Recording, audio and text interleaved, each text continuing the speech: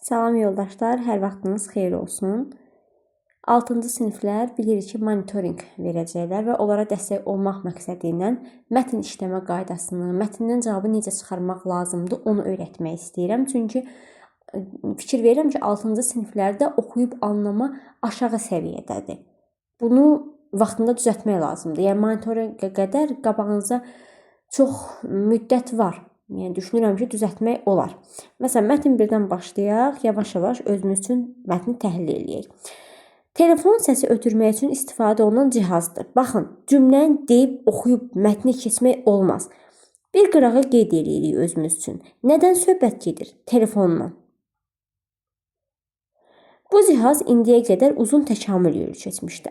Ya bunu da oxuyub keçmirəm. Uzun təkamül nə deməkdir? Yəni indiyə qədər fərqli inkişaf yolları keçib. Özüm üçün beynimdə ya bir qırağa qeyd eləyərək, əgər vərəqsə sınaqda vərəqin mətnin üstündə vərəqin altını işarə eləyə bilərsiniz cümlələrdə və yaxud ola bilər ki, bir qırağa vərəqə yaza bilərsiniz, uzun təkamül yolu keçib. Yəni bu şeyləri hamısı ipuculardır. Bu ipucular birləşir, gəlir sual kimi sizin qabağınıza çıxır. Telefonun nə vaxt kəşf olunduğu ilə əlaqədar bir çox mübahisələr mövcuddur. Bunu da özüm üçün təhlil elədim. Nə deməkdir mübahisələr? Yəni nə vaxt kəşf olunduğu dəqiq bir tarix olaraq bizə verilmir. Dəyişik mübahisələr mövcuddur. 1876-cı ildə Amerikalı professor Alexander Bell ilk telefon aparatının ixtirasını patentləşdirmişdi. Bu tarixdən etibarən insanlar, demək kim patentləşdirib? Alexander Bell. Neçənci ildə ilk dəfə patentləşdirilib? 1876-cı ildə. Deyir, bu tarixdən etibarən insanlar arasında sürətlə yayılmağa başladı. Yəni, nə zaman yayılmağa başlayır sürətlə? Qaydırıq əvvələ 1876-cı ildən. İlk telefon stansiyası 1877-ci ildə ABŞ-da fəaliyyətə başlayıb. Nədən söhbət gedir? Telefon stansiyasından, özü ilk telefon stansiyasından neçənci ildə fəaliyyətə başlayıb? 1877-ci ildə və ABŞ-da. Özünüz üçün sual verə-verə təhlil eləməlisiniz. Oxuyub keçərək yox. İlk telefon stansiyası 1877-ci ildə ABŞ-da fəaliyyətə başladı. Nədən söhbət gedir? Telefon stansiyasından. Hansı telefon stansiyasından? İlk telefon stansiyasından. Neçənci ildə? 1870-ci ildə. Harada? Bu ABŞ deyirəm, əslində artıq bunun oxunuşu AB şey şəklindədir. Deməli, fəaliyyətə başlayıb. Telefonun ikinci dəfə dünyaya gəlişi isə 20-ci əsrin 80-ci illərdə baş vermişdi. Demək, telefonun nəyindən söhbət edir? İkinci dəfə dünyaya gəlməsindən. Hansı telefonlar? Mobil telefon. Artıq deyir, mobil telefonun ixtirası mühəndis Martin Cooperin adı ilə bağlıdır. İlk mobil telefon 1983-cü ildə ixtira olunmuşdu. Nədən söhbət edir cümlədən? Mobil telefondan. Neçənci ildə ixtira olunub? 1983-cü ildə. Bu telefonların satış qiyməti baha olsa da, minlərlə Amerikalı onu almaq üçün növbə yazılırdı. Yəni, özümüz üçün bir növ cümlə təhlil eləyə gedirik. Mətni oxuyub keçib, sonra suallara gedib, burada sualın cavabını nə tapmalıyam deyə bir şey yoxdur. Cümlə bir-bir təhlil edirsiniz ki, bu cümlədə nə istəyir məndən, nə var, hansı illər var, nədən söhbət edir, tamamladınız, keçirsiniz artıq suallara. Deyir, mətndə hansı suala cavab tapmaq mümkün deyil. Deməli, ilk telefon aparatını kim ixtira etmişdi?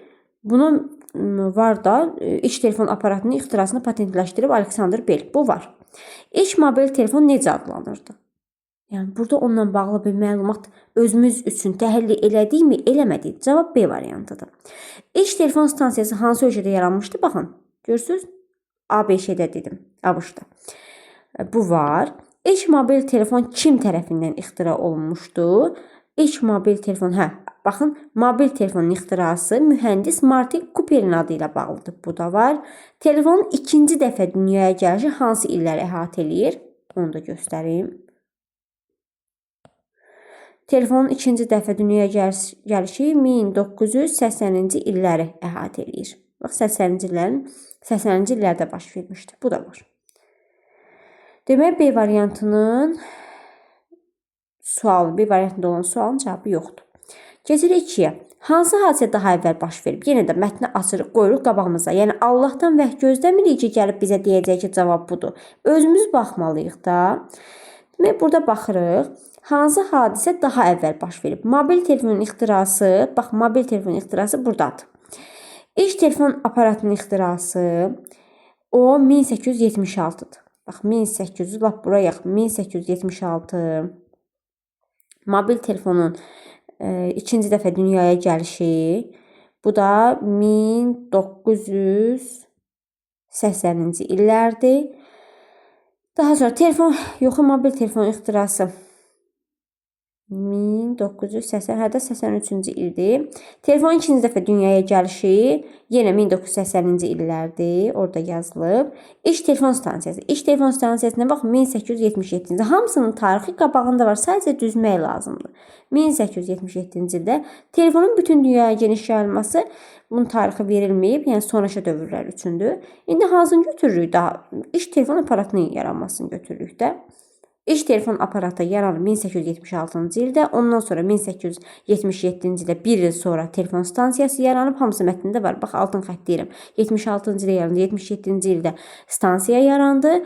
Ondan sonra 19-cu əsrin 20-ci əsrin 80-ci illər, yəni 1980-ci illərdə ikinci dəfə dünyaya gəldi. 1983-cü ildə də mobil telefon ixtira olundu. Ən əvvəl baş verən ilk telefon aparatının ixtirasıdır. Sonra nömrələnmiş hansı sözdə orfoqrafik səhvə yol verilmişdir? Nömrələnmiş sözlər, baxın. Hansı sözlər nömrələnib? Professor, yəni heç bir problem yoxdur. Bax, aparat sözü aparat yox, aparat olmalıdır. Ona görə 2-də səhv var. 3-ə baxaq. Fəaliyyət doğrudur. Fəaliyyət yazılmır abi söz. Fəaliyyətdir. Mobil sözü doğrudur. Mühəndis sözü doğrudur. Orfoqrafik, ümumiyyətlə, bunu onsuz da 6-cı sinifin dərsliyində verilib. Orfoqrafik düzgün yazı deməkdir. Düzgün yazı. Orfoepik olsaydı, bunu şagirdlərə yazdırmışıq. Orfoepik də düzgün deyilişdir. Yəni, bizdən düzgün yazıda səhvə yol veriləni istədi. Ona görə biz 2-ni götürdük. Aparat sözünü götürdük. Tün qara hərflə verilmiş sözün fonetik təhlili ilə bağlı yanlış fikri müəyyən edin. Belə deyək də, fonetik təhlil bizdən istəyirsə, fonetik təhlili tapmaqdan ötürü biz sözün özünə baxmırıq. Tün qara hərflərlə verilmiş söz hansı sözdür? İnsanlar yazılıb. Baxın, insanlar. Bura yazırıq. İnsanlar. İndi burada maraqlı bir şey var ki, insanlar şəklində mi eləməliyik? Yox, lar şəklində eləyə bilmərik. Fonetik deyilsə, artıq sözün tələffüzü olmalıdır. İnsanlar. Çünki insanlar yazılır, insanlar formasında deyilir. Aydındırmı? Bir daha vurğulayıram. Sözün fonetik təhlili deyilsə, yazıldığı kimi yox. Deyilişi yazıram, deyilişə əsasən baxıram. İndi deyişi yanlış fikri tapaq. İnsanlar sözünə baxaq. Yazılış və deyiliş arasında bir fərq var. Düzdür, l-n-yə çevrilib bir fərq var. Bu doğrudur. 4 cincirtili bir çar samit işlənmişdi. N cincirtili, n cincirtili, n, r. Doğrudur, bir çar samit var. Bu da doğrudur. 4'ü də sildik. 2 qapalı, bir açıq sait var. 2 dənə qapalı, 2 qapalı, bir açıq sait işlənmişdi. Yox, əksinə 2 dənə açıq sait işlənib A. Bunları əzbərləməlisiniz. Mütləq aşağı siniflərdə keçmişsiniz. Düzü, mən öz şagirdlərimə qayıtmışam. Lap əvvəldən ibtidai sinifdən onları keçmişəm. Saitləri, samitləri, bu testləri eləyə bilsinlər deyə. Yəni, mütləq şəkildə qayıtmaq lazımdır. Baxın, monitoringdə belə bir sual qabağınıza çıxa bilər. Burada bir qapalı var. C variantı yanlışdır burada. Samit cüstlüyü işlənmişdir. Samit cüstlüyünə baxın, 2 dənə işlənib. Bu doğrudur. 3 hecalıdır. İnsanlar. Bəli, 3 hecalıdır. İnsanlar vurğusu son hecaya düşür. Bu da doğrudur. Doğru cavab C-dir. Orada C yanlışdır. Mətnin birinci cümləsində ahəng qanunu tabi olmayan neçə söz işlənmişdir? Mətnin birinci cümləsinə qayıdırsınız. Baxın, mətnin birinci cümləsinə qayıtdınız, baxdınız. İndi ahəng qanunu pozulmuş söz. Ahəng qanunu nə deməkdir? Sözdə qalın və ya incə saitlərin bir-birini izləməsinə ahəng qanunu deyilir. Qısaca təkrar ilə necə tapırıq? Məsələn, kitab sözünə baxın. Birinci sait necədirsə, ona uyğun gəlməlidir. Birinci incədir burada. İncə gəlməlidir. Qalın gəlib, demək ahəng qanunu pozulub. Və yaxud qalın sözünə baxaq. Qalın. A qalındır, ondan sonra da qalın gəlib. Demək, ahəng qalını gözlənilib. İndi ona əsasən baxırıq. Bizə nə istəmişdi? Pozulanları istəmişdi. Hə, ahəng qalına tabe olmayan. Baxaq. Demək, burada telefon sözündə baxın, o. 2 dənə açıq sayt var.